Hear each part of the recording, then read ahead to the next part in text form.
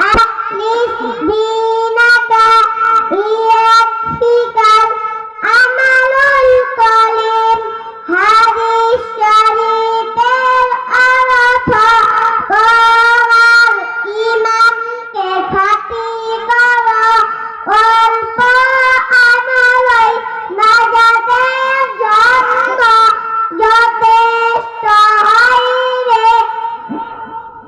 দুই নাম্বার